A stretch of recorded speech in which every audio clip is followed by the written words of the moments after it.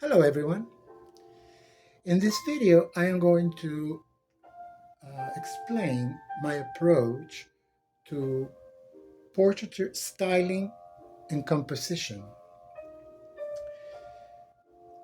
I work solely from photographs, but I don't want to recreate the same photos. I want to kick it up a notch. Uh, Often happens that uh, when people see my portraits, they go, "Oh my God, I've never seen that pose of Marilyn. Where do you got that picture from?" I said, "Actually, it never happened. This is something that I put together like a jigsaw puzzle." "What do you mean?" I said, "Well, the image that you see up here is a vintage photograph from the sitting that she did in 1962 before her passing in Los Angeles at the Bel Air Hotel. And the photographer was Bert Stern. It's supposed to be the last photo ever taken of her in a professional sitting because the layout was going to appear in Vogue magazine, but Marilyn died, and then the whole thing had to be rearranged. But anyway, so I selected a Strathmore 40 by 30 and I turned it horizontally. I went through most of Marilyn's photos and I like the hands, the way that she had them posed in other photos from the same sitting.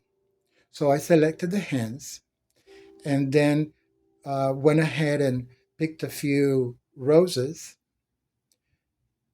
some pearl earrings, and a necklace. I decided that I would call this uh, portrait Marilyn Bed of Roses.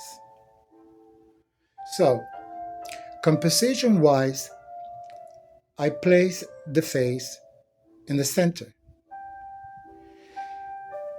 and added the hands as a complement, as a type of girly, pretty type of pose. She's having fun. I threw the roses around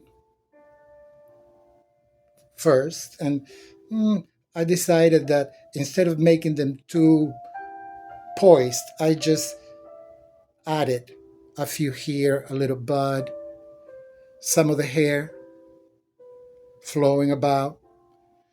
And the composition so far is about maybe 50% complete. On the section where the photo is placed, I am going to continue with the flow of the hair to kind of balance the composition.